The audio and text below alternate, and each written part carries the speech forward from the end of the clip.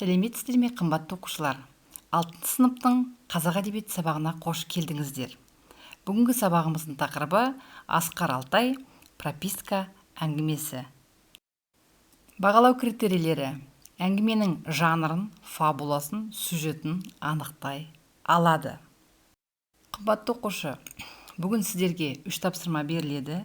Бірінші тапсырма сөйлемді жалғастыр әдісі бойынша 2 балл, эпизодтар арқылы әңгіменің сюжетін анықта 4 балл, әңгіменің фабуласын құрастыр 4 баллды құрайды. 3 тапсырманың жиынтығы 10 балл. Олай болса, қымбатты оқушы, іске сәт. Прописка. Қымбатты оқушы, бүгінгі әңгімеміздің тақырыбы прописка. Бұл сабағымызды бастамастан бұрын прописка сөзінің мағынасын түсініп алайық. Прописка дегеніміз не? Кез келген азамат үшін тұрғылықты мекен-жай бойынша тіркелу міндетті. Яғни әрбір азаматтың негізгі тұратын жеріндегі тұрақты тіркеуі прописка деп аталады. Олай болса, қымбатты оқушы, прописка сөзінің мағынасы сізге түсінікті болды деген сенімдемін. Рахмет. Асқар Алтай. Асқар Алтай қазақ жазушысы. 1963 жылы Шығыс Қазақстан облысының Зайсан қаласында дүниеге келген. 6-7 жасына дейін көп адамды көрген жоқ. Қалың жылқы мен малды көрді. Құдды суретпен сызып қойғандай, қылқаламның да құдіреті жетпейтін сұлу Алтайдай арда табиғаттың ортасында өсті. Бала кезінен бөрі мен бөлтірік аулауға, бұғы мен аю атуға, аңшы, қауқай, буратай, нұрғали қариялармен, әкесі Құмармен бірге барып жүрді. Сондықтан да оның шығармаларында аңшылық туралы оқиғалар жиі ұшырасады. Шынайылығымен, тылсымдығымен оқырманды тамсандырады. Асқар Алтайдың тараншы жолбарыстың сатқындығы, кентавр, альпинист, қызыл бөлтірік және де тағы да басқа мазмұнды шығармалары бар. Олай болса, қымбатты оқушы, бірінші тапсырмамызды бастайық. Сөйлемді жалғастыр.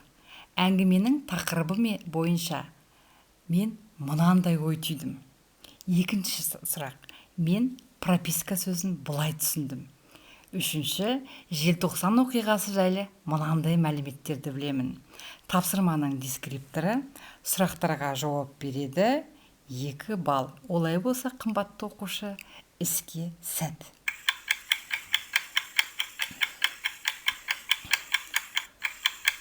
Рахмет, қымбатты оқушы, бұл тапсырма сізге еш қиындық тудырмағанына сенімдімін.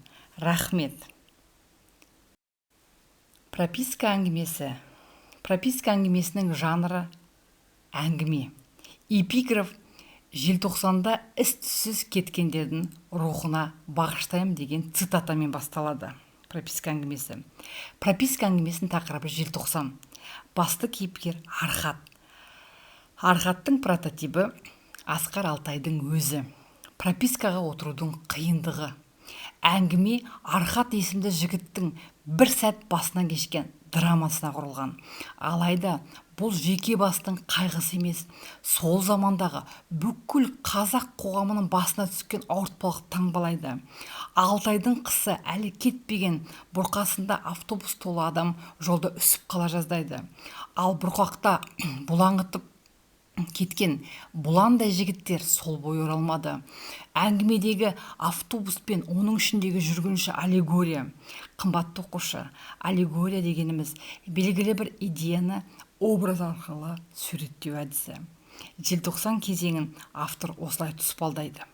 Бұл әңгімеде Архаттың отан алдындағы міндетін абыроймен атқарып келген жігіттің Алматыда еш жерде жұмысқа орналаса алмай, яғни пропискасы болмай, Сергелденге түскен кезеңі сөз болады.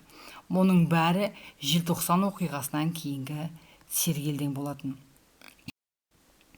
Әңгімедегі оқиғалар тізбегі, яғни прописка әңгімесі Архаттың жолға шығуынан басталады. Ары қарай 1979 жылы Алматыға көшкен есіне алады. желтоқсан оқиғасы есіне түседі. Автобустың бұзылуы, Архаттың әскердегі кезі есіне түседі. 3 жолаушы автобустан шығып, боранда жолға шығып кетуі. Жетісу ауылының ауыл советі, қазіргі әкім сияқты, Қақатаевпен сөйлесуі есіне түседі. Подполковниктің Архатта пропискасының жоқтығына шүйлігуі есіне түседі. Шофер бой бермей автобустан шығып кеткен 3 жігіт жайлы тиісті органдарға хабарлайды. Жолаушылар мінген автобус Самарға кері қайтты. Бұландай жігіттердің оралмауымен прописка әңгімесі аяқталады. Олай болса, қымбатты оқушы, екінші тапсырмамыз. Эпизодтар арқылы әңгіменің сюжетін анықта. Өскеменнен түсте шыққан автобус Ұлан арқылы Самарға тікелей асып, ертіс түсіп, Күршімнен бірақ шығуға бел байлаған. Артқы есік ашылған бойда тыстағы боран ішке лап қойып, аждахада ұйтқып ала жөнелді. 3 жас жігіт жиналмалы есікті айқара аштыра бере тыста құтырған қарлы құйын ішке қарай қотарыла құйылсын. Бірақ ана үшеуі ештеңені елемегендей іле-шала шығып кетеді. Қызыл су жүріп жатқан ұлы ертістің арғы бетіне өте алмауы. Жолаушылар мінген автобус Самарға кері қайтты. Дескриптор әңгімеден келтірілген эпизодтарды мұқият оқиды 1 балл, әңгіменің сюжетін анықтайды 3 балл. Олай болса, қымбатты оқушы, эпизодтар арқылы әңгіменің сюжетін анықтап көрейік. Іске сәт.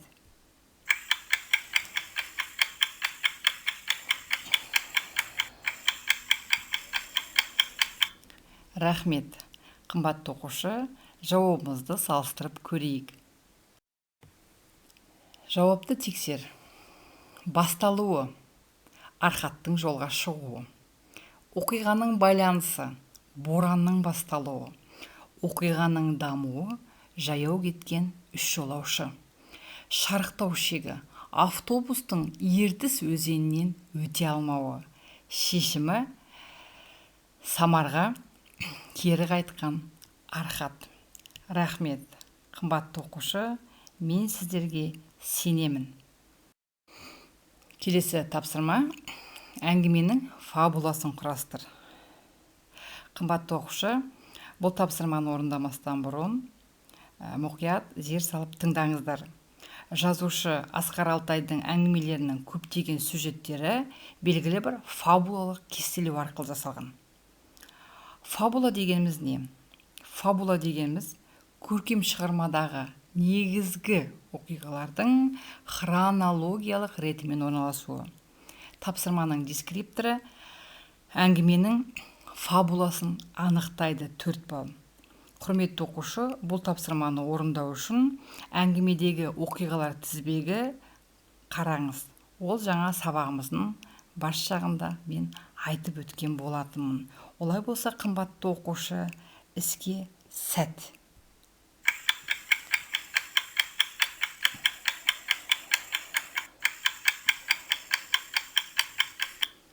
Рахмет. Мен сіздердің жауаптарыңыз дұрыс болды деген сенімдемін. Жауабымызды тексеріп көрейік.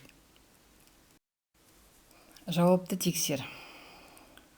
1979 жылы Алматыға көшкен есіне алуы. Архаттың әскердегі кезі есіне түсуі. Желтоқсан оқиғасы есіне түсуі. Подполковниктің Архатта пропискасының жоқтығына шүйлігу есіне түсуі. Архаттың жолға шығуы. 3 жолаушы автобустан шығып, боранда жолға шығуы. Жолаушылар мінген автобус Самарға кері қайтуы. Бұландай жігіттердің оралмауы. Рахмет, қымбатты оқушы. Рефлексия.